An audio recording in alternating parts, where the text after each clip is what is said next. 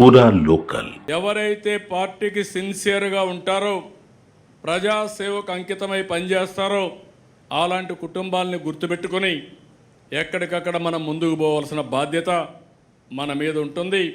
అప్పుడే సస్టైనబిలిటీ వస్తుంది, స్టెబిలిటీ వస్తుందని చెప్పి కూడా నేను మీకు తెలియజేస్తున్నా. అదే సమయంలో మేము ఉంటాం, వారసత్వం ఉంది, మేము పనిచేయం, మీ ఇష్టం అంటే నమస్కారం తప్ప వేరే మార్గం లేదు. హ్యాండ్ హోల్డింగ్ ఇస్తాం, మిమ్మల్ని గుర్తిస్తాం, గౌరవిస్తాం. అదే సమయంలో దాన్ని నిలబెట్టుకోవాల్సిన బాధ్యత కూడా ఉంటుంది. ఈ విషయం కూడా మీరు గుర్తుపెట్టుకోవాల్సిన అవసరం ఉంది. ఈరోజు మనందరం ఎప్పుడు కూడా ఎన్నికలు లాస్ట్ 1 ఇయరే ఆలోచిస్తూ ఉంటారు. 4 ఏళ్ళు పట్టించుకోకుండా లాస్ట్ 1 ఇయర్ క్యాంపెయిన్ చేస్తే, లేకుంటే మనం ఏదో చెప్తే ప్రజలు నమ్మడానికి సిద్ధంగా లేరు. అందుకే మొదటి సంవత్సరం నుంచి చిన్న చిన్న పొరపాట్లుంటే కరెక్ట్ చేసుకుంటాం.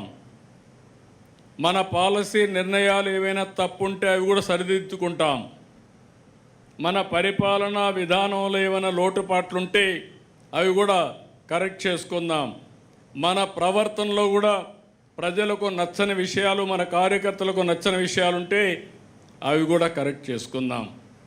కడాన మీరు ఒకటి గుర్తుపెట్టుకోవాలి, రైట్ పాత్ అనేది ఒకటే, ట్రూత్ అనేది ఒకటే.